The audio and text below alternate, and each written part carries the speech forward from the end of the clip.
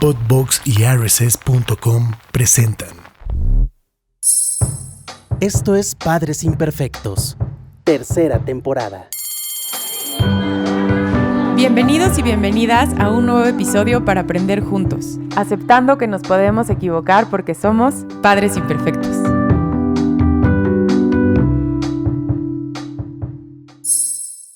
Hola, ¿cómo están? Bienvenidos al episodio número 4 de Padres Imperfectos. Y el tema de hoy, ya sé que siempre les digo lo mismo, creo que es algo que nos puede servir muchísimo como papás, y es las experiencias adversas en la infancia y el impacto que tienen en las adicciones. Y para eso tengo un gran invitado. ¿Cómo estás, David? Bien, muchísimas gracias por recibirme en el podcast y bueno, qué importante hablar de este tema. Espero que compartamos una buena charla al respecto. Oye, dime que lo estoy diciendo bien. David Romanowski, ¿está bien dicho? Sí, le atinaste. Oye, pues gracias por estar aquí. Me gustaría empezar diciendo que muchas veces cuando somos papás, como que nos ocupamos, cuando están chiquitos, nos ocupamos de otras cosas, de nuestros hijos, ¿no? Que el berrinche, tal vez no ponemos tantos límites porque creemos que no es tan importante.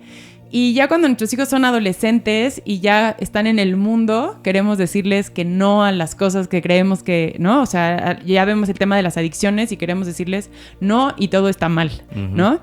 Tú y yo podemos entender que ese no es el camino, pero me gustaría que nos explicaras la importancia desde chiquitos y luego cómo irlos acompañando. Sí, por supuesto. Creo que un buen preámbulo para esta conversación es lo que dices tú, que nos enfocamos mucho en el síntoma o en el indicador que es la sustancia. Y eso, las sustancias y las drogas para los padres muchas veces generan pánico, generan ansiedad. Y la primera pregunta que hacemos desde la ansiedad es ¿cómo atacamos este problema? Sí. Denme la respuesta ahora. Sí. Y ahí entra justo el dino a las drogas. Sí. No hagas esto, prohibido el otro, amenazas. Y eso se ha probado que no funciona. Realmente el tema de prevenir las adicciones tiene que ver con un fenómeno mucho más complejo, con factores biopsicosociales desde muchos lugares que hay que abarcar, que van mucho más allá de prevenir la actividad de una sustancia. Sí. Entonces hoy hablaremos de eso, ¿no? De cómo incluso hay que hablar de las etapas que preceden a la adolescencia, que son cruciales también en la prevención de las adicciones. Y repito, no tiene que ver con la sustancia per se, tiene que ver con otros factores de los cuales vamos a hablar hoy. Perfecto, me encanta, porque sí, tenemos como muy claro que cada papá tiene su estilo, ¿no? Pero mucho el estilo puede ser que el decirle que no, ya estamos haciendo prevención. O sea, es que yo le digo que no lo haga, ¿no? Y entonces como que nos vayas explicando esta parte que es mucho antes el trabajo que tenemos que hacer. Claro, bueno, y con eso empieza un parte de la respuesta. Se ha descubierto por medio de las investigaciones, incluso les recomiendo leer la revista de Harvard Center on the Developing Child. Hay videos en YouTube en español sobre el impacto de la crianza positiva en la prevención de las adicciones. Y parte de esto tiene que ver con que se descubre que tener vínculos sanos, predecibles, padres que validan las emociones de sus hijos, padres que acompañan a sus hijos en diferentes tareas, padres que les ayudan a los hijos a sostener emociones incómodas, a acompañarlos, a brindarles herramientas para ser resilientes, les dan un pronóstico mucho mejor para que no terminen en conductas adictivas en etapas posteriores. Es decir, el periodo de la infancia de entrada es un periodo crucial porque es cuando más cambios están sucediendo en el cerebro. Es la etapa crucial en donde se desarrolla el cerebro. Incluso desde los primeros años en los primeros 3 a 5 años se desarrolla 80% del cerebro. Entonces ahí es donde entra el periodo crítico que tiene que ver con la crianza positiva y tiene que ver con prevenir experiencias adversas de la infancia, que son indicadores clave para desarrollar trastornos por uso de sustancias en etapas subsecuentes. Y creo que hoy podemos hablar de cuáles son esas experiencias adversas. No sé si me esté adelantando. De una vez empezamos. ¿Qué son esas experiencias adversas? Ok, bueno, en los años 90 en Estados Unidos se hizo un estudio, en inglés se llama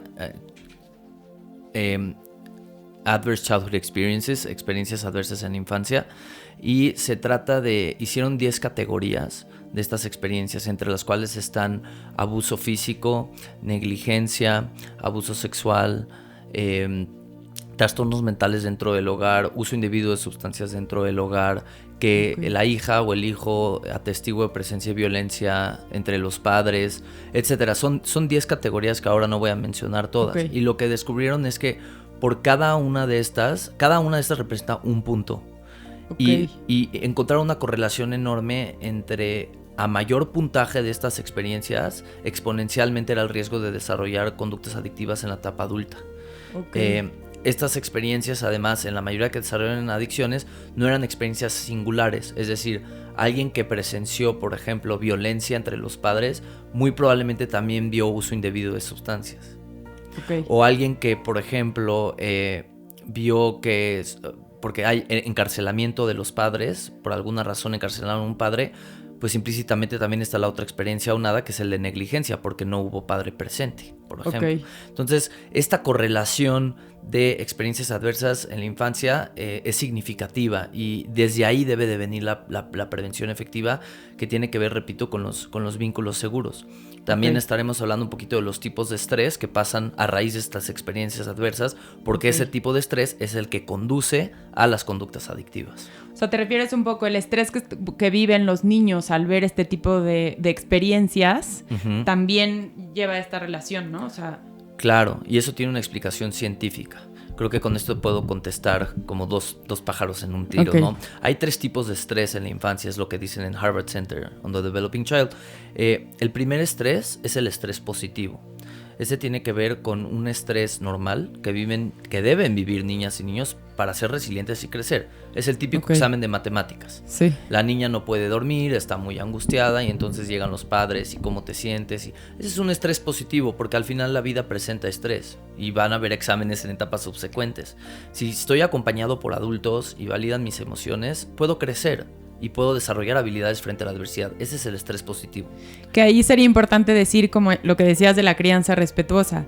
A veces se cree que evitarle ese estrés, o sea, que no viva ese examen de matemáticas, Ajá. es, bueno, le voy a evitar el estrés, ya tendrá mucho estrés toda su vida. Lo importante de esto es acompañar ese estrés.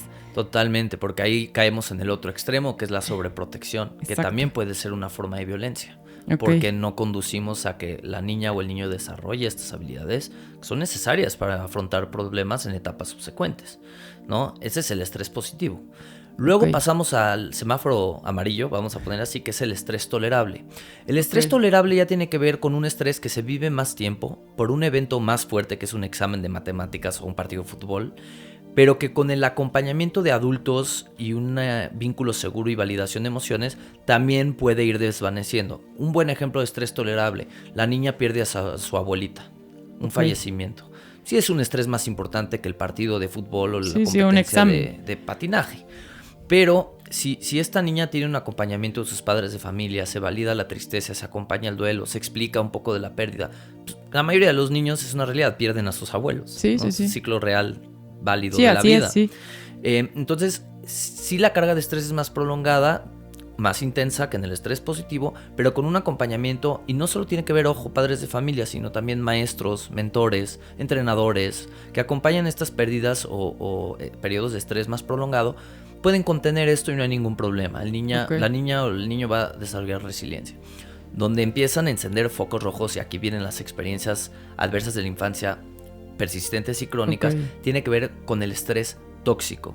El estrés tóxico ya es el semáforo rojo. Si quieres, no sé si quieras tener una pregunta al respecto o si lo voy aclarando de una vez, lo del estrés tóxico. Vamos con el estrés tóxico. Ok, el estrés tóxico ya tiene que ver con este estrés persistente, crónico, prolongado, en donde la niña o el niño vive mucha incertidumbre, mucha angustia, mucho periodo de caos, sin figuras adultas que lo Contengan. que lo Ok. moderen, que lo acompañen. Esas experiencias adversas de la infancia, como la negligencia, golpizas, abuso sexual, incluso violencia comunitaria, balaceras, ese tipo de cosas, Ok. sin acompañamiento de los adultos, produce estrés tóxico. Y el estrés tóxico lo que hace es que interrumpe el buen desarrollo del cerebro, neurobiológicamente. Entonces Ok. lo que vamos a tener es un cerebro mucho más reactivo frente a todo, mucho más impulsivo, como una adaptación. Porque si soy impulsivo y reactivo, así me permito sobrevivir en ese ambiente. Sí, es como un mecanismo de defensa, ¿no? Claro. Ok. Y a la par, lo que impide el estrés tóxico es, ok, por un lado promueve un cerebro reactivo e impulsivo. genera adrenalina, cortisol, estas hormonas del estrés, que presentes demasiado tiempo interfieren además con la parte más ejecutiva del cerebro, con lo que llamamos, no me voy a meter a términos tan específicos, pero se interfiere con la construcción de la corteza prefrontal, que tiene que ver con las funciones ejecutivas, planeación, toma de decisiones, razonamiento, planeación al futuro, lógica, aprender de las experiencias. Pero esas áreas no se puede enfocar la persona en esas áreas o desarrollarlas si está en modo supervivencia. Entonces, si la niña... está reactivo. Claro. Okay. Entonces, es lo que hablamos. Si hay un ambiente sano, niñas y niños están en modo aprendizaje. Si hay un ambiente adverso, tenso y violento, persistente, niñas y niños están en modo supervivencia. ¿Sí me explico? Sí. Y ahí es donde generamos ya la susceptibilidad para las adicciones, porque tenemos un cerebro que necesita autorregularse de alguna manera. Sí, no me están acompañando, de alguna manera lo tengo que lograr. Claro, y ahí es donde viene el poder de la sustancia. Ok. No están las figuras humanas, adultas, etcétera. Me tengo que recurrir a algo. Oye, antes de meternos en eso, me gustaría que me dieras algún otro ejemplo que podrías decir negligencia. Okay. O sea, por ejemplo, ya diste ejemplos como de, o sea, ver a los papás, violencia en la casa. ¿Qué otras cosas podrían ser de negligencia? Bueno, un buen ejemplo, qué bueno que lo mencionas. Estos padres que de repente he visto, incluso a lo mejor de estratos altos, que dicen, pero a mi niño no le falta nada, yo le doy todo el dinero. Bueno, el dinero no significa que hay crianza. Son estos padres que a veces viajan 2 meses y se desaparecen. Le encargan a los niños a quién sabe quién.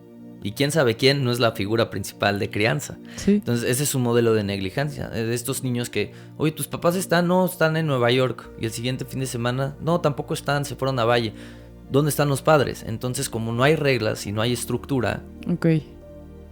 ¿Qué pasa con...? Ese es un modelo de negligencia. Okay. Sí, o sea, es importante como saber, porque a lo mejor para alguna persona puede ser eso, no negligencia, ¿no? Entonces como ir poniendo como ejemplos para que pudieran ver qué puede ser, ¿no? Claro, y a veces hay maneras de evitar negligencia. Por ejemplo, si tenemos un país en donde hay muchas madres solteras que necesitan salir a trabajar, a lo mejor las madres no pueden estar presentes porque justo están sustentando la cuestión económica, pero a veces está la abuela, está el tío, gente que pueda brindar un apoyo incondicional. Claro. Eso no significa que es negligencia, pero negligencia sí tiene que ver con que simplemente no hay presencia de estas figuras importantes de autoridad. Y aquí decimos mucho que presencia no tiene que ser que estés 24/7, ¿no? Porque a veces podemos ser mamás que estamos todo el día en la casa y no estamos, ¿no? O sea, estamos en el celular, estamos haciendo otras cosas, ¿no? Como, o sea, también creo que a veces se escucha mucho, o sea, yo no trabajo porque quiero estar con mis hijos todo el tiempo. No el que estés en tu casa estás siendo... ¿no? Presente. Entonces como que es importante aclarar esta parte porque a lo mejor hay mamás o papás que no tienen que, o sea, tienen que estar todo el tiempo fuera, pero llegan y conectan 5 minutos de calidad, son papás mucho más presentes, ¿no? Sí, y la presencia tiene que ver, puedes estar presente en cuerpo y ausente emocionalmente. Sí. Con la distracción del celular o estar en el... no sé, en el videojuego, estar en lo que sea, no estar presente emocionalmente. Sí, entonces, emocionalmente. O también, bueno, que ahorita hablaremos un poco de eso, cuando nos hablan de estos temas que pueden ser incómodos para nosotros, cuando llegan y te preguntan sobre, oye, ma, ¿qué es esto? ¿Me ayudas? Y un poco como que no sabes qué contestar y te vas al celular o le dices esas tonterías, ahorita no las digas, ¿no? Sí, a evitar. O sea, el evitar también es no estar presente y puede ser, digo, otro nivel de negligencia, pero también no estás acompañando, no estás dando la información necesaria, ¿no? Claro, sí, y obviamente ahí habría que ver qué emociones quiere evitar la mamá o el papá, pero con negligencia nos meteríamos más a este periodo prolongado de ausencia. Okay. En donde no hay contención, no hay límites, y lo he vivido en escuelas con algunos chavos o chavas que... Me recuerda este ejemplo que mencioné, es que yo le doy todo, bueno, pero ¿qué le das? ¿Comprarle un Xbox? No es darle afecto emocional, claro. Cariño. Sí. Es comprarle un Xbox, que está bien, pero no suple el otro. No, o sea, una cosa es una cosa y otra, o sea, es tener esta diferencia. También ahorita que dices lo de los límites, puede ser otra manera de, o sea, hay personas que creen que no poner límites es, ay, ¿qué tiene? No le voy a poner límites porque es mi hijo y no le quiero decir que no a algo. Eso también me parece que es...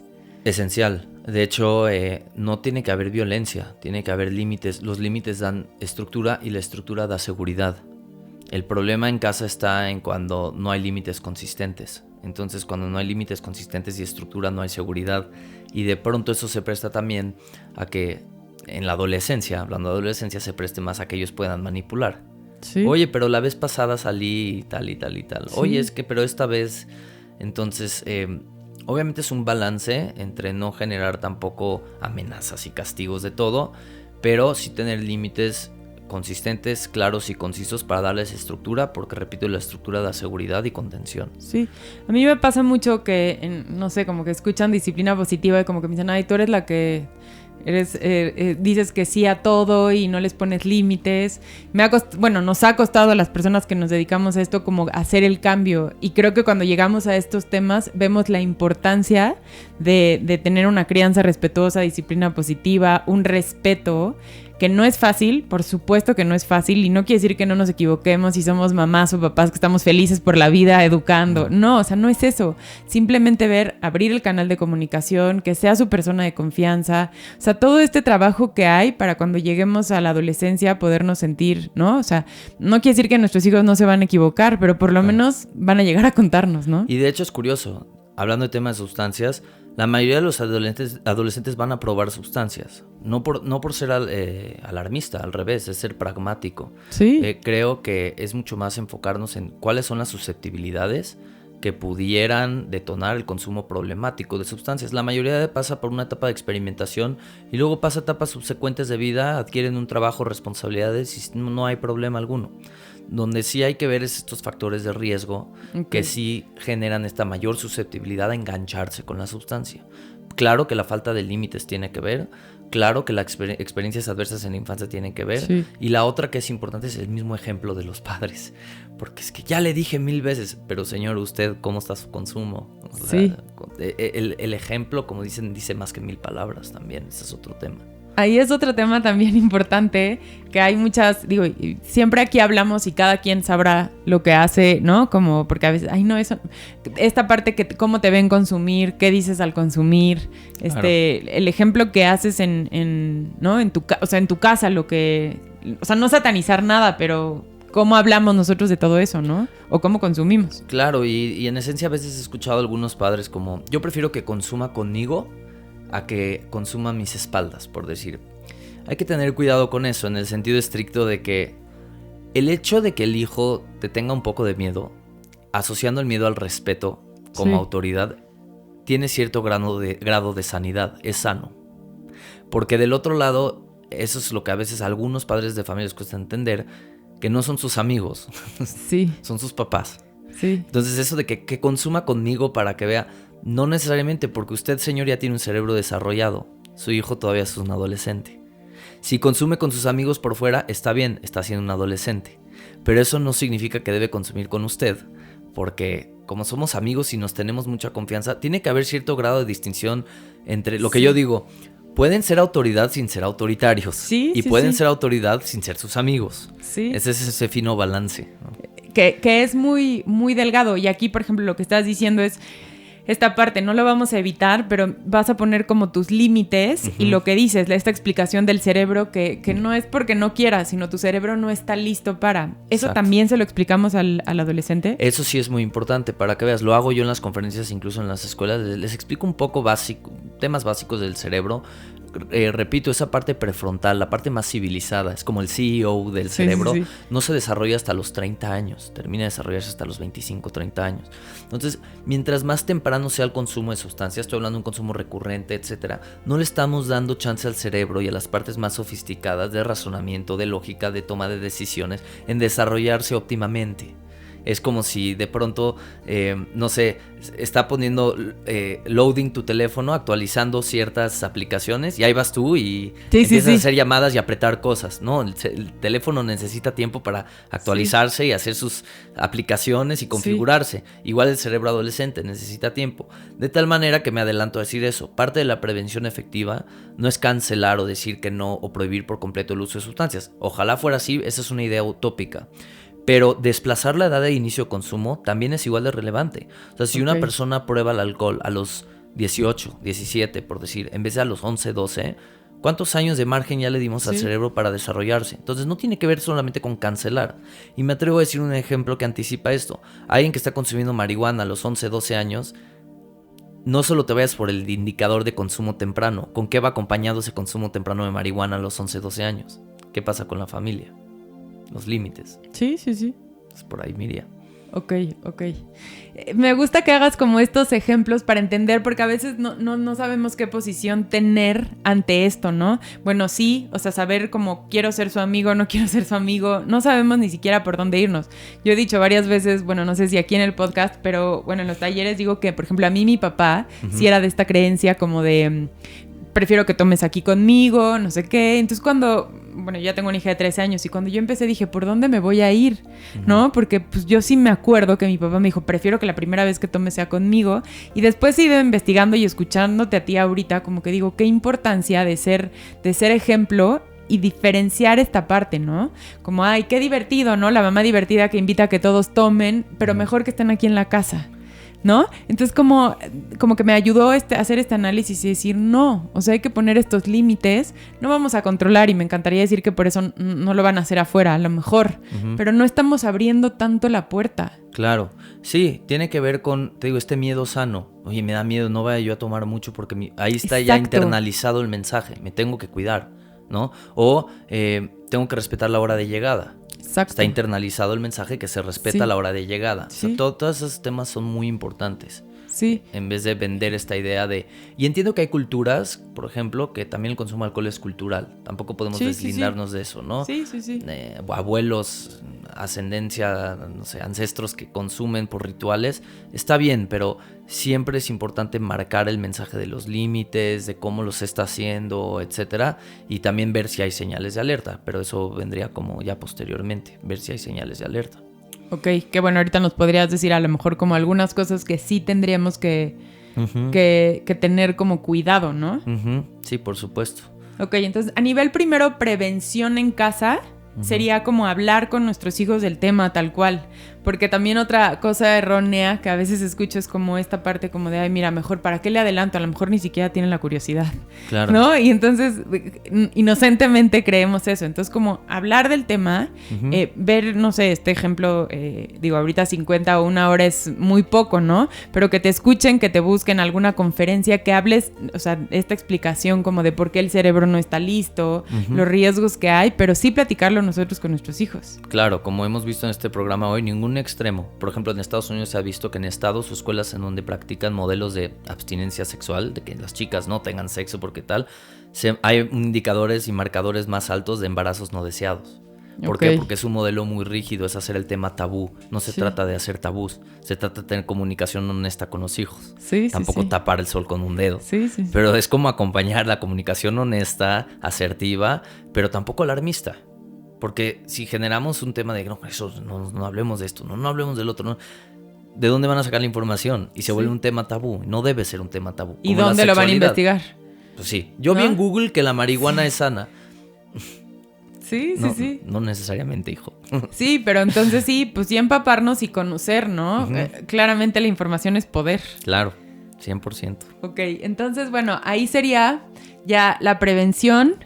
¿Qué más nos podrías decir de este tema para estar un poco más empapados? Bueno, creo que sí valdría la pena también ver cuáles son las susceptibilidades para desarrollar adicciones y cuáles son señales de alerta. Okay. Susceptibilidades ya vimos, experiencias adversas en la infancia, pero también la presencia de trastornos mentales, que algunos se pueden heredar genéticamente. Depresión, ansiedad, déficit de atención, estrés postraumático, sí son como caldos de cultivo, porque la adicción también puede ser una automedicación. Yo estoy muy deprimido, me automedico con alcohol para temporalmente sentirme mejor.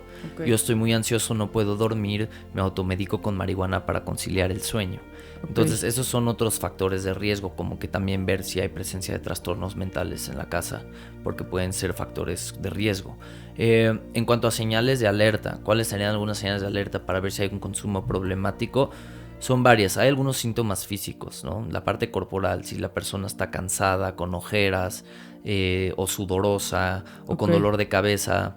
Estos son como síntomas físicos, pero hay que ver los síntomas psicosociales: ausencias en la escuela, baja de calificaciones, no entrega tareas, problemas de conducta en la escuela, alta impulsividad, o también temas dentro de la casa como no está ordenado su cuarto, llega a deshoras, se encierra demasiadas horas y no comunica, la manera de vestir. Entonces es un conjunto de síntomas, no nada más es uno o el otro, se van dando como que en combinaciones.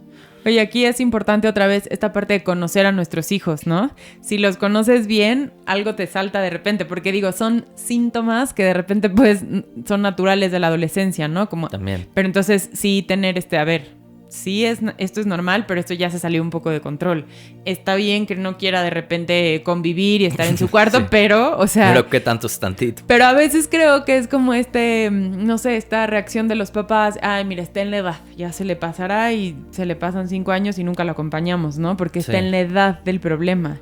También creo que hemos satanizado muchísimo la adolescencia, ¿no? Sí, y tienes razón, o sea, hay que conocer bien a los hijos. Y ningún hijo es igual, además. También, sí. Pero es la combinación, te digo, es A más B más C más D. Sí. No es un día me contestó feo en el parque y ya por eso está drogado. Sí, no, sí. Tiene que ver, oye, el semestre anterior sacaba 8, ahora están 5, ¿no? El semestre anterior no había reportes de conducta, ahora se peleó 3 veces con los maestros y se agarró a golpes.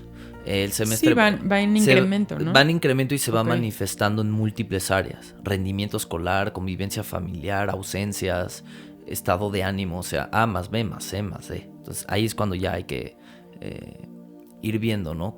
¿Cuánto dinero se está gastando? También. El consumo de drogas cuesta y el alcohol sí. cuesta. Oye, antes me pedías 500 pesos, ahora me pides 2,000. Sí. ¿Cómo?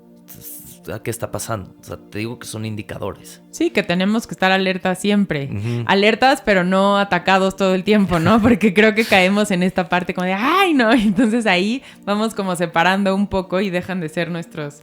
Pues esta persona de confianza, que es al final lo que quieres, ¿no? Que venga contigo, que te cuente. Claro. Y sin satanizar, ¿no? Sí, por eso repito, autoridad sin ser autoritarios. Sí. Cautelosos, pero sin ser alarmistas. No, es que es un arte. No está fácil. No. Sí tenemos un trabajo un poco importante. Está denso el asunto. Es importante, pero sí entender esta parte de que el trabajo se hace mucho antes, no en ese momento, uh-huh. ¿no? Y se vale y nos vamos a equivocar muchísimas veces, pero pues es estar investigando, aprendiendo, conociendo. Y me atrevo a decir una cosa, que esto lamento decirlo, pero es real. Llegan los papás a consulta a veces y el problema es él, el problema es ella. Recordemos esto, el consumo problemático dentro de uno de los miembros de la familia es un síntoma de algo que está pasando en el sistema. No significa que tienen la culpa los papás, no soy una persona culpígena yo. Significa que hay que ver cómo cada uno está contribuyendo a que se sostenga una conducta así. Sí, hacernos responsables. Eso sí. Que pasa también un poco el amigo, el primo. Uh-huh. No, o sea, mi hijo imposible, pero es el amigo, ¿no? Entonces, como entender que no, que aunque lo quieras con todo tu corazón y sea lo más importante de tu vida, uh-huh. Pues hay que poner límites, hay que acompañar, hay que tener esta humildad de decir, pues sí, claro. sí hizo esto, o desde qué lugar lo hizo, no supo decir que no sabe poner límites tampoco, que también es bien importante. O incluso, repito, culpa y responsabilidad son 2 cosas distintas. Yo le digo a los padres, a ver, ¿en qué parte a lo mejor tú estás fomentando esto? No que lo hagas a propósito, no que lo hagas porque lo quieres lastimar. ¿Cómo reaccionas tú cuando hace algo mal tu hijo? No, pues le grito, no, uh-huh. A ver cómo se lo dices. Entonces es generar flexibilidad en los sistemas y no solo en el adolescente que está pasando a su alrededor. Sí. Y no me interesa culpar a los papás, hacen lo mejor con lo que tienen. Sí. Lo que me interesa es responsabilizarlos de qué partes están contribuyendo y cómo podemos encontrar otras estrategias de comunicación. Sí. Digo, por eso se llama padres imperfectos, ¿no? Pero sí, si tu primera solución es un golpe, ¿no? Entonces, o golpe, o regaño, o juzgar, el día que tenga un problema, no nos van a marcar a nosotros primero, ¿no? O sea, como que le va a marcar antes por miedo a cómo vas a reaccionar tú. Claro. Y lo dijiste hace ratito, ¿no? A ver, límites, hay hora de llegada, en esta casa hay reglas, se tienen que cumplir, ¿no? Uh-huh. Y cada familia va poniendo sus horarios, ¿no? Pero que sí tengan esta estructura que necesitan. Total. Eso, y hay una metáfora más que me gusta utilizar mucho como para ir concluyendo parte de este tema de adicciones desde la parte de vínculos. Te voy a poner un ejemplo claro.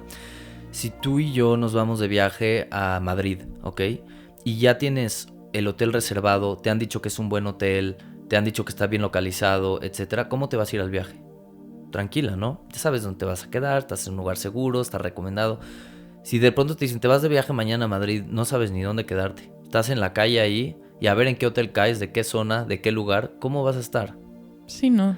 Ahora, con estrés, Claro, pero ahora, la necesidad de buscar un lugar para dormir está. Sí. No desaparece por Sí. no tener hotel. El tema es, vas a buscar algún lugar en donde caer, quién sabe dónde caigas. Lo mismo pasa con los adolescentes. Si no hay pertenencia a la familia y vínculos sólidos, la necesidad de apego está. No desaparece. Entonces se desplaza hacia otro lugar. Y ahí es donde buscan la pertenencia en grupos que quién sabe cuáles sean, en amigos que quién sabe quiénes son. Híjole, qué gran ejemplo. Ese es un ejemplo que me gusta mucho utilizar. Cuando no hay apego seguro y vínculos seguros, la necesidad de apego no desaparece, se desplaza hacia otro lugar. Por eso recomiendo, si me permites, el libro de Gordon Neufeld y Gabor Mate de El regreso al vínculo familiar. Y en inglés me gusta más el nombre, se llama Why Parents Matter More Than Peers. Okay. Y me parece extraordinario para entender la prevención de las adicciones desde los vínculos, no desde enfoques moralistas prohibicionistas de sustancias. Híjole, qué gran ejemplo diste. Me encantó el ejemplo y reafirmar la importancia del apego. Totalmente. ¿No? O sea, tener este apego, estas tradiciones, ¿no? O sea, que se sienta que pertenece desde el lugar en el que está y en la etapa de desarrollo que está. O sea, entender que ahorita ocupamos un lugar diferente en su vida. Sí. ¿No? O sea, porque nos cuesta trabajo. Digo, yo que tengo a mi hija de 13, cuando me di cuenta que ya, ¿no? Como que ya no me pelaba tanto, te cuesta este cambio, pero como que cuando das este cambio entiendes que la acompañas de otra manera diferente, pero sin soltar y decir, sí es importante tener estos vínculos, esta comunicación, estos momentos de disfrutar, que van a ser diferentes. Claro. Pero creo que sí es nuestra responsabilidad fomentarlos. Y es curioso porque si tienes una relación sana con tu hija, también vas a ver quiénes son sus amistades. Sí, sí. Y le vas a reforzar que esas amistades te gustan. Sí, entonces... sí, es como todo un círculo, ¿no? Ajá, un hilo conductor, sí, así. Sí. Y que no es fácil, ¿no? No. Porque de repente voltean y te contestan, es que tú, entonces... ¿no? Y claro que te entran miedos, no sabes si lo estás haciendo bien. A mí de repente me entra y digo, ay, estaré acompañando de más o de menos. O sea, no sabes y nos vamos a equivocar, lo que estábamos diciendo hace rato. Pero me si gustó lo el título entiendes, que decías tú de Padres Imperfectos. En inglés le dicen también el good enough parenting. No tiene que ser perfecto. Sí, no. Porque a ver, o sea, si tú crees que va a existir esa perfección, te la vas a pasar fatal intentando, ¿no? No me puedo equivocar en esto. Y no me puedo equivocar en esto. Ya estás ¿no? forzando, ¿no? Y ahí es donde se dice que lo perfecto es enemigo de lo bueno. Sí, no, ya, o sea, ya ahí valiste gorro porque estás pensando en la perfección y no en crear un vínculo. Justo. Que ahí me gustaría que nos dijeras como algunos otros ejemplos o más bien reforzar esta importancia del apego, o sea, de conectar con nuestros hijos, de estar presentes. Sí, hay otro ejemplo que se me ocurre más a nivel clínico, terapéutico. A veces llegan los papás y me dicen, es que el día que Carlos deje de fumar marihuana, ya le voy a dar beneficios y tal. Y yo les digo, no condicionen la conducta para mejorar la relación. Mejoren la relación para cambiar la conducta. El vínculo nunca es consecuencia, ¿no? Exacto. Sí. Entonces, oye, ¿hace cuánto tiempo no vas a jugar tenis con tu hijo Carlos, que es una actividad que les gustaba? ¿Hace cuánto tiempo no han ido a montar caballo, que es un ritual de la familia importante? ¿Hace cuánto tiempo no juegan FIFA y se divierten? Ah, no, pues es que, o sea, cambien ese chip. Mejoren la relación y va a mejorar la conducta. No condicionen la conducta para mejorar la relación. Justo por condicionar la conducta entra la rebeldía. Claro. Como hay imposición, genera rebeldía. Y me voy a separar más porque voy a seguir haciendo lo que yo quiero y no voy a ir a jugar contigo, pero yo lo que tú me estás condicionando lo voy a seguir haciendo. Claro. Y más si me está sirviendo para calmar mi ansiedad, me la quitas y ahora ¿con qué lo reemplazo? Sí. Y otra cosa importante que creo que también a veces en estos momentos de conexión, que no los utilicemos tampoco para sermonear, ¿no? O sea, si de repente puedes platicar alguna cosa así, pero que no sea que vaya contigo a algún lugar, por ejemplo, y entonces te traje porque me choca lo que estás haciendo. Ah, no. Mi supervisor clínico lo que dice es los sermones generan dos sentimientos. Uno es culpa y el otro es frustración. Sí, dices, ay, para eso me trajo. Claro, ya vine aquí, para eso voy al templo o a la iglesia, ¿no? Sí, Para que me den sí, un buen sí. sermón de 1 hora. Sí. Pero no, justamente es mejorar el vínculo, ese es indispensable. Ay, Siempre el vínculo sobre la conducta. siempre, Siempre. siempre. Y nunca condicionarlo, ¿no? O sea, estos momentos de vínculo jamás condicionarlos. O sea, eso, no por eso van a aprender, ¿no? Y no debe ser un sermón, pero sí puede haber un significado aunado a por qué se hacen las cosas. Sí. Oye, cuando yo te digo que recojas tu ropa, o cuando yo te digo que llegues a las 2 de la mañana, ¿por qué crees que te lo digo? Entonces lo invitas a la reflexión, Sí. no le das la respuesta tú. Sí, sí, sí. ¿Para qué crees que lo hago? Cuando yo te digo, te voy a dar máximo 500 pesos y no 1000 como a todos tus amigos, ¿por qué crees que te doy ese límite? ¿Crees que es para molestarte o crees para darte un poco de autorregulación? Sí. Y tener esta, no sé, esta seguridad también de no querer pertenecer, lo que decías hace rato. Si tú como papá haces todo con tal de pertenecer, este ejemplo estás dando, ¿no? Y en este caso, por ejemplo, de los 500 pesos, porque tú, o la cantidad que sea, ¿no? Cada quien que ponga... Sí, simbólico. Ajá, pero tú decides que va a gastar o que le vas a dar esa cantidad es porque sabes que es lo que o puede gastar o al lugar que van es lo indicado o así, pero bueno, es que a todos le dieron, bueno, pues entonces toma más para que no, entonces... Para que no se quede fuera o lo que sea. Esta Y parte... es delicado eso, la verdad esa no es una chamba fácil para los padres. Obviamente el manejo económico también depende de la situación económica de cada familia. Pero yo regresaría al tema de si yo tengo pertenencia al núcleo familiar y hay apego y hay un ambiente predecible y seguro, ya mi necesidad de buscar apego en otro lugar ya no está. De hecho, me atrevo a decir, vámonos al ejemplo incluso de los sicarios, en el caso extremo. Este ejemplo de los chavitos de 10, 11, 12, 13 años que van al crimen organizado, obviamente por falta de oportunidades, obviamente por una situación económica adversa, pero también están buscando vínculos. Por eso estas familias de los narcos muchas veces son como familias. Es el apego, este apego, es la búsqueda de apego. Sí. ¿No? La familia michoacana es una familia. Sí. Claro que no es un ambiente sano, claro que es un ambiente peligroso, pero es la búsqueda de apego. Donde no hay apego seguro en un lugar, la necesidad no desaparece, se desplaza hacia otro lugar. Total. Oye, y queremos un tema solo de apego, pero antes de meternos ahorita a la terapia o cómo te van buscando, me gustaría, porque justo hace como 2 días alguien me escribió del apego y me decía una mamá que es una línea tan delgada como el apego. Me decía, es que a ver, mi hija tiene 1 año y se pone a llorar y entonces la cargo porque dicen que el apego es importantísimo. Entonces como que me gustaría hacer como este paréntesis y decir, una cosa es que acompañes a tu hija y otra cosa es que sobreprotejas a tu hija, ¿no? O sea, le dije, por supuesto que la puedes dejar 2 minutos y seguir, explícale, ¿no? Entonces me dice, tengo pavor a no tener apego. Entonces creo que también hoy en día estas generaciones estamos haciendo mal uso del apego, no sé cómo decirlo, ¿no? Como una cosa es tener apego, crear este vínculo, y otra cosa es sobreproteger a los niños y no dejar que tengan estas experiencias, que se frustre con el examen de matemáticas, que no le des a la hora, aunque sea un bebé, que le des todo. Eso no va a romper el apego, ¿no? O el vínculo. No, por supuesto, y también se junta lo que dices del apego con también ahora la sobreutilización de trauma, ¿no? Es que me traumé, es que se traumó. Bueno. O no quiero que se traume. No quiero que se traume. Es como, a ver. Sí. No, veamos entonces. Es muy distinto lo que mencioné de experiencias adversas prolongadas y crónicas a, bueno, reprobó el examen y está frustrado. O está haciendo un berrinche porque no le compraste una paleta. Eso no va a perder el apego contigo. Sí. Simplemente eso se llama tolerancia a la frustración. O sea, el tema es que estamos como muy polarizados. Total. O muy prohibicionistas, sí. O, híjole, no le compré la paleta, lloró, y entonces eso va a detonar que cuando tenga 15 vaya a probar la mano. O sea, es como estas polaridades. O sea, que si nos están escuchando apenas, regrésense tantito para que vean el punto 1, 2 y 3, ¿no? Sí. O sea, estas cosas que la paleta, que el examen, que un amiguito no los invita a la casa, ¿no? Porque no está traumado porque un amiguito no... También va a aprender de eso y hay que o darle todo en el segundo o mucho darle lo que yo no tuve. También, ¿no? Hoy en día como que escucho muchos papás como, y te digo, hacemos lo mejor que podemos con lo que tenemos, o sea, no a nivel de juzgar, pero darnos cuenta que no por darle todo lo que yo no tuve, estoy educando, estoy creando vínculo, estoy acompañando, ¿no? Sí, ahí es cuando y esa es la distinción que también hago con las familias. ¿Le estás dando desde un lugar de autenticidad o lo estás dando desde un lugar de compensación? Sí.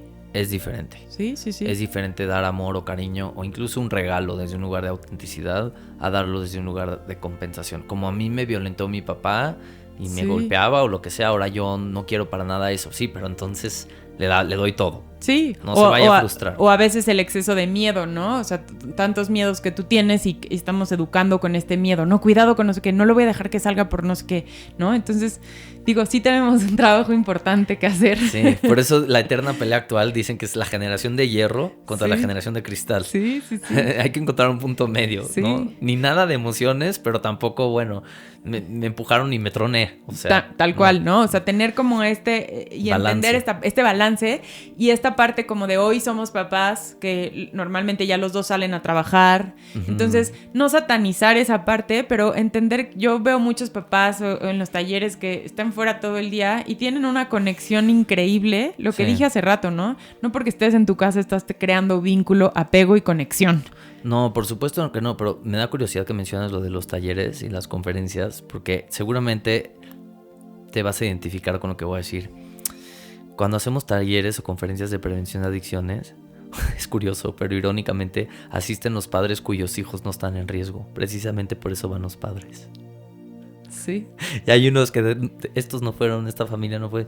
Esos son seguramente los que necesitaban los que acá. Ir para prevenir. Es real, es curioso, es paradójico. Esos padres que fueron eran para decirle, tú regresas a tu casa, tu hija va a estar bien. Sí. En cambio, los que se fueron a los 10 minutos, no, maestro, tú necesitabas. Tú te tienes que quedar aquí 2 horas más. Sí. No, sí, pasa mucho. Sí. Son los que están siempre investigando, como, ¿no? Y cada quien a su estilo y al pendiente. Uh-huh. Y ahí viene mi siguiente pregunta. Uh-huh. Me quiero quedar en el apego, pero hay que hacer otra. No, ¿cómo yo como mamá de un adolescente, uh-huh. Primero es cosa, pon tú que no he notado nada de riesgo, ¿qué hago? Primero una conferencia, ¿recomiendas? Platícanos un poco de las conferencias y luego ya nos metemos a, si tenemos estas alertas, cómo van contigo y así. O sea, permíteme entender la pregunta un poco. No, mejor. Lo que decías hace rato que das las conferencias, ¿qué tipo de conferencias das? O sea, me imagino que las conferencias puede ser que no estás en riesgo, pero para entender esta parte. Sí. Y ya luego, si yo descubro algunas alertas, correcto. Voy contigo a terapia. Claro, las conferencias que doy son más a nivel preventivo. Hablo un poco de el desarrollo del cerebro, la crianza positiva, las susceptibilidades y los factores de riesgo. Son más lo que yo llamaría psicoeducativas, más hacia la psicoeducación. En el caso de las conferencias es para brindarles estas herramientas que es como lo que estamos platicando hoy, pero un poco más específico. En el caso ya de las psicoterapias es lo que yo llamo... En los casos que se pueda prevenir es la detección oportuna. Oye, mi adolescente está bebiendo cada vez más. No significa que tiene una adicción, pero está faltando a la escuela o ya no participa igual, lo veo deprimido, etc.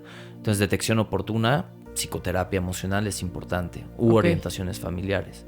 En el caso de ya un consumo más exacerbado, ahí sí entra la psicoterapia emocional como cajón y a veces también una consulta psiquiátrica, para evitar que se sigan automedicando con sustancias compulsivamente y que estén correctamente medicados. Ok, y aquí, perdón si no me expliqué con la pregunta, me refería a esto como de, o sea, la conferencia, pero por ejemplo ahorita lo que dices que ya noté que mi hijo está consumiendo, no sé, antes consumía el fin y ahora más, uh-huh. ¿Qué hago primero? Hazte cuenta, yo te busco y te digo, oye, cosas que no notaba antes, ahora la noto más. Voy yo como mamá contigo, o sea, primero nos dijiste conferencias, prevención, ¿no? Sí. Y ahora, por ejemplo, fui a tu conferencia o ahorita te estoy escuchando y digo, no sé, mi hijo tomaba los fines, pero ahora creo que ya le subió. Yo te marco, ¿cómo sería? Bueno, primero yo creo que sería no juzgar, pero sí hablar la situación con el hijo o la hija, antes de ir a la psicoterapia. Y acuérdense que el consumo problemático de sustancias suple un beneficio. Es a corto plazo, pero es un beneficio. Me relaja, me calma la ansiedad, me da un sentido de pertenencia. Entonces hay que, en vez de castigar, porque está dando un beneficio, es, oye, te noto muy tenso últimamente. Te noto muy enojado, cuéntame de tu enojo. En otras palabras, si no validamos la emoción antes y nos vamos directos sobre el castigo de la conducta, que le está brindando un beneficio, aunque sea a corto plazo, se van a resistir más. Sí. Entonces sí es importante la comunicación. Oye, te noto muy triste últimamente. ¿Qué ha pasado con tu grupo de amigas? ¿Se están separando? ¿Cómo te sientes? Sí. Porque a lo mejor ahí está el consumo de alcohol. Oye, noto que estás consumiendo mucha marihuana, olía raro la casa, te noto disperso. te sientes presionada por la escuela, no entiendes las materias, ¿cómo te sientes? ¿Cómo te puedo ayudar? Ahí es donde se genera el vínculo, en vez de ir directo al castigo. Ya en el caso que sí se puede sacar la sopa en cuanto a que hay malestar emocional, inestabilidad, etcétera, sí se sugiere, oye, ¿quieres hacer una cita con un psicoterapeuta? Y darle el espacio al adolescente o ir con el adolescente a una primera cita y ya luego que los padres a lo mejor se paren 2 pasitos para atrás, porque si no el adolescente a veces puede sentir que el terapeuta está aliado con los papás y eso no es sano. Si el adolescente siente que el terapeuta está aliado con los papás, no se van a quedar nunca. Sí, ¿no? Entonces sí es importante que los padres a lo mejor acompañen a la terapia, pero que dejen al terapeuta hacer la alianza con el adolescente y que no estén como que todo el tiempo saltando en medio porque se rompe el vínculo entre terapeuta y paciente. Y el terapeuta tiene que hacer la responsabilidad de que si en caso de algo alarmante o importante, responsabilidad al paciente de que tengo que comunicar con los papás y decirle a los papás, en algún momento si tengo que hablar con ustedes, lo haré. Pero mientras déjenme trabajar. Ok. Sí es importante, ¿no? Para saber cómo...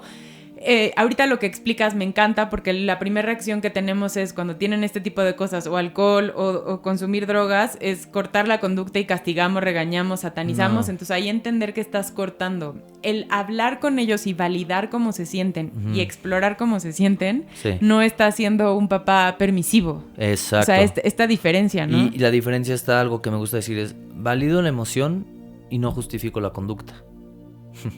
Qué importante, porque en ese momento te cuesta, ¿no? Validar la emoción. Sin justificar la conducta. Oye, veo que hay muchísimo dolor en tu vida ahorita. Veo que estás súper enojada, estás súper triste. Ahora, en esta casa no se permite esto. Lo que sí permito es, si te sientes muy triste y estás con muchos duelos, estás pasando por una etapa muy crítica con tus amigos o en la escuela, responsabilízate de eso. O responsabilicémonos juntos de esto. Pero no voy a permitir esta conducta y esto no me gusta porque te hace daño. No significa que te voy a correr, no significa que te voy a quitar todo, pero sí necesito que tomes responsabilidad de lo que está pasando. Y el segundo punto que muy importante que dijiste, de qué manera llevarlos, ¿no? Te voy a llevar con alguien que te diga que... Sí, te voy a internar. Sí. No, tiene que preceder una buena plática, un buen vínculo y... también es importante ahí, sí, depende con qué terapeuta los lleven, porque también muchos terapeutas se agarran otra vez del tema moralista de la conducta adictiva, sin ver lo que, repito, que está sustentando, está supliendo algo de beneficio a corto plazo. Y a veces no crean, el mismo adolescente o adolescente está cargando con un montón de cosas de la familia. Sí. Entonces, por eso digo que es el síntoma identificado el paciente. A veces está cargando con un montón de cosas. Claro, y si lo entendemos desde esa parte, bueno, ya ahí tendrá algún proceso terapéutico, pero tener esta como pues humildad de decir, sí, hay cosas que no están funcionando en la casa o algo hicimos mal o no sé, ¿no? Sí, y ahí es donde yo siempre, responsabilidad, si dividimos la palabra en 2, responsabilidad, habilidad de responder. Es muy diferente eso a la culpa. Sí. La culpa hace que levanten nuestras defensas, la responsabilidad es nuestra capacidad de responder. Entonces, si la familia puede flexibilizarse, porque no es un tema de que el problema la tiene ella, el problema lo tiene él. Sí. No funciona así. No, sé que duele, sé que es incómodo. No nos gusta escucharlo, claro que no. Sí. O sea, es más fácil decir, o por tu culpa, por tu amigo, o por la escuela, o por... Pero sí, yo le di todo. Sí, no le faltó nada. Sí. ¿No? Y mi pregunta otra vez no sería, ¿es qué está mal aquí? Es ¿qué está pasando? Sí. Seamos curiosos, no culposos. Ay, nos llevaste muchísimas reflexiones, de verdad que lo disfruté muchísimo. Nos vamos con muchísimo trabajo, pero creo que las frases todo lo que nos dijiste, pero estas frases como y nos fuiste llevando y sí, o sea, no caer en la culpa, sí en la responsabilidad. Como dije hace rato, ¿no? 50 minutos es muy poquito, por eso te pregunté cómo podemos ir contigo, cómo investigar más. Cuéntanos, por favor, dónde te podemos encontrar. Sí, en Instagram estoy como DR, como de doctor, Romanowski Feiner. Ahí creo que posteo un par de cositas y me pueden contactar. Y mi correo es roman310, repito, roman310 @umdemanuelndeniño.edu. Entonces ahí para conferencias o pláticas, lo que sea también.